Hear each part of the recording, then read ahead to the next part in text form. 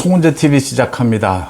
어제 국민의힘 윤리위에서 입장문을 내고 이준석에 대해서 다시 한번 경고를 했습니다.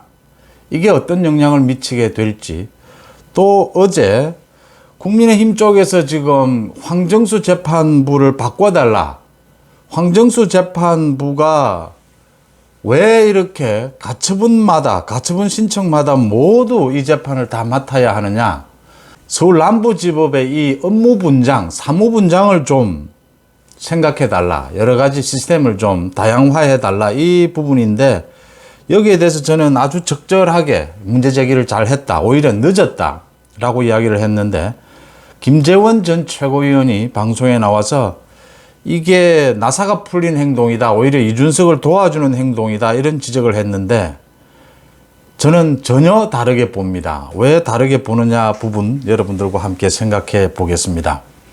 먼저 지금 이 부분부터 말씀을 드리겠습니다. 그러니까 윤석열 대통령의 발언이 지금 굉장히 파장이 커지고 있는데, 이걸 외신을 이용을 해서 윤석열 대통령을 공격하는 데서 더 나아가서 이 동맹관계까지 깨려고 하는 이런 일부 언론, MBC 측 비롯해서 언론의 태도가 있습니다. 참 이 부분 개탄스럽지 않을 수가 없다. 이 책임을 물어야 한다.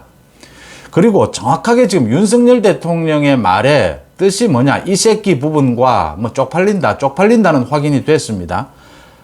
바이든이라고 말을 했느냐, 이 새끼라고 했느냐, 이 사람이라고 했느냐, 대통령실에서 확인을 했습니다. 바이든이라고 하는 말은 나와야 될 이유도 없고 나오지 않았다. 날리면, 예산을 날리면이다. 이 새끼 부분은 김은혜 수석도 인정을 한 부분입니다. 그러니까 이 부분에 대해서 이 새끼냐, 뭐 이 사람이냐 라는 부분에 대해서 더 논란을 할 필요는 없지 않느냐. 제 송은재TV에 많은 또 구독자분들이 댓글을 남겨주셨는데, 이건 또 방송국마다 그런 시스템을 갖고 있습니다. 이 음성 확인하는 전문적인 기관과 함께 이 음성을 확인하면 거의 확인이 되는 부분입니다. 그러니까 뭐 이 새끼 부분과 바이든 대통령 부분과 이런 게 논란이 되면 이게 과학적인 방법으로 확인하는 방법도 있어서 이건 사실은 거짓말을 할 수 없다라고 하는 것이고요. MBC와 일부 언론들이 이걸 지금 왜곡하고 이걸 가지고 침소봉대하고 있는 이것에 대한 책임을 묻기 위해서라도 뭐 어떠한 왜곡, 어느 쪽이든 왜곡이 있어서는 안 된다라고 하는 점 분명히 하고요. 이준석 문제로 넘어가겠습니다. 먼저 김재원 전 최고위원이 어제 방송에 나와서 국민의힘 쪽에서 황정수 재판부 바꿔달라라고 한 것이 부적절했다. 이게 오히려 이준석을 도와주는 것이었다. 국민의힘이 지금 나사가 풀려 있다라는 것인데, 재판은 경쟁입니다. 승부입니다. 그러니까 여러 가지 전략 전술이 있을 수 있어서 많은 의견이 있을 수 있습니다. 그런 부분 인정을 하고요. 그런데 저는 이 기피 신청, 더 나아가서 이 판사들에 대한 사무분장, 이 부분을 좀 서울 남부법원장이 좀 신경을 써야 된다라고 하는 것이 이 뭐 전례가 없는 일입니다. 가처분 신청이 이렇게 5차, 뭐 6차 계속 또 윤리위 추가 징계가 있으면 또 가처분 신청을 내게 될 텐데, 지금 서울 남부지법의 사무분장은 여의도에서 정당에서 일어나는 가처분 신청은 황정수 재판부에 모두 맡기는 걸로 이렇게 사무분장이 되어 있는데, 지금 상황이 굉장히 정말 비상 상황입니다. 이런 일이 없죠. 그럼 이런 일이 발생을 했으면 서울 남부지법도 좀 합리적인 사무분장을 좀 찾아야 된다라고 하는 것이고요. 두 번째는 황정수 재판부가 이렇게 계속 가처분 신청을 다 맡으면서 좀 불공정할 부분이 있다라는 부분을 부각시킬 필요가 있습니다. 이게 지금 이 전략이 맞느냐, 김재원 최고위원이 이야기하는 이건 필요가 없다라는 게 맞느냐, 이건 오는 28일 열릴 3차 가처분 재판, 이 전망을 어떻게 하느냐에 따라서 이 전략 전술이 달라지게 됩니다. 저는 오는 28일 황정수 재판부의 가처분 신문이 국민의힘에 불리할 것이다 라고 봅니다. 1차, 2차 이어서 1차, 2차에도 국민의힘이 사실상 졌습니다. 불리했습니다. 그게 이어질 것이다 라고 봅니다. 그렇기 때문에 황정수 재판부의 어떤 기대를 하기보다는 황정수 재판부를 견제하는 것이 지금은 더 필요하다. 김재원 전 최고위원은 아마 그래도 재판부를 건드리는 것은 그것도 뭐 일리가 있는 이야기입니다. 가급적이면 재판부를 자극하지 않아야 된다라는 것은 일반적으로는 맞습니다. 그런데 지금은 좀 긍정적으로 전망하기에는 굉장히 어려운 요인들이 많다. 1차 재판에서도 긍정적으로 모두 봤죠. 저도 긍정적으로 봤습니다. 이길 수 있을 것이다라고 봤는데 졌습니다. 결과는 1차, 2차는 불리했다. 그럼 3차는 유리할 것이 전혀 없다라고 보고 할 수 있는 재판부에 대해서 이건 합리적인 지적입니다. 그러니까 국민의힘에 대해서 이준석이가 한 번 가처분 신청을 했고 한 번 재판이 열렸고 황정수 재판부가 한 번 결론을 내렸다면 거기에서 끝났다면 뭐 그럴 수도 있습니다. 그런데 지금 두 번, 세 번 계속되고 있고 앞으로 또 얼마나 더 계속될지 모릅니다. 이걸 계속 한 재판부에 맡기는 것이 맞느냐? 뭐 깊이 이런 문제가 아니고 사무분장에 이게 맞느냐? 황정수 재판부도 바쁜 일도 다른 일도 많을 텐데 사무분장 부분에 대한 이야기입니다. 이 정도의 견제는 필요하다라고 하는 것이고요. 그 다음 어제 이항희 위원장이 또 입장문을 냈습니다. 이항희 위원장이 입장문을 내고 난 다음에는 이항희 위원장이 지난 6월에도 입장문을 내고 난 다음에는 단호한 이준석에 대한 징계 결정이 있었다라고 하는 점 다시 한번 환기를 하고요.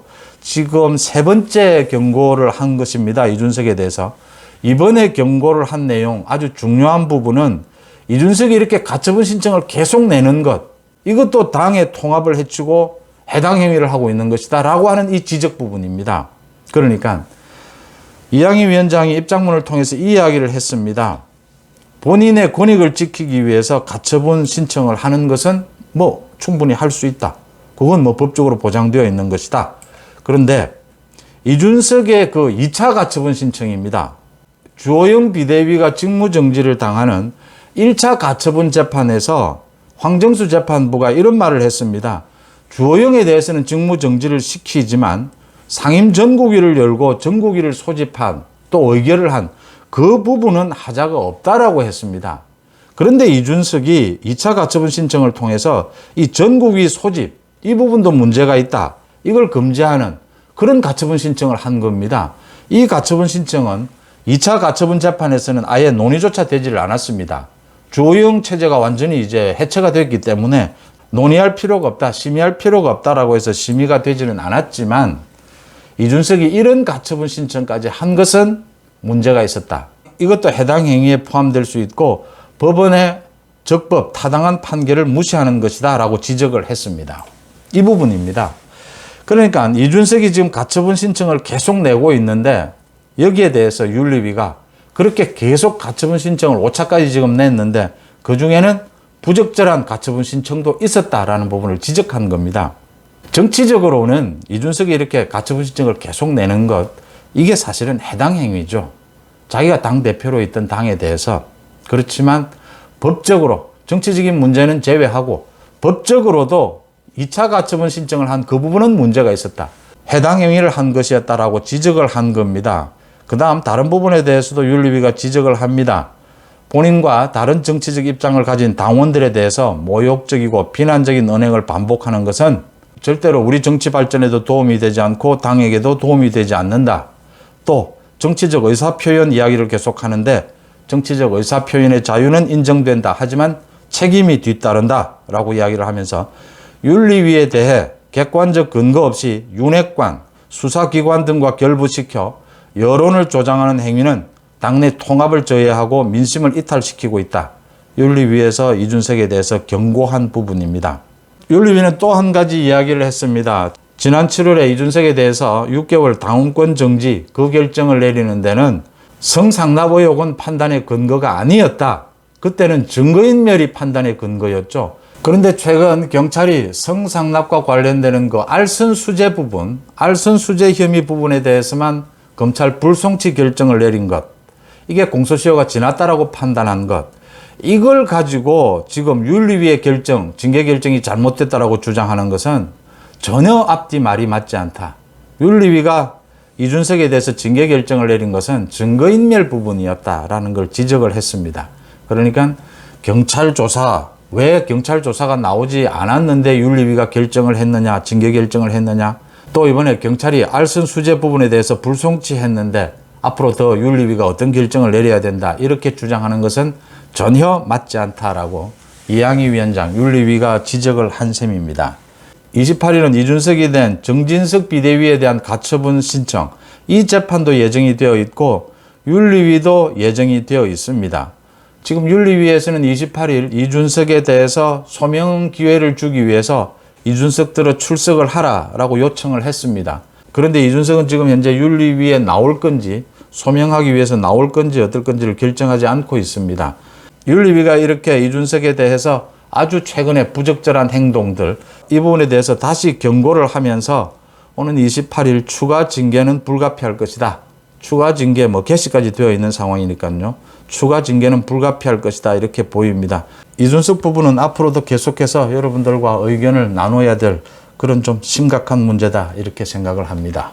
송은재TV 마칩니다. 고맙습니다.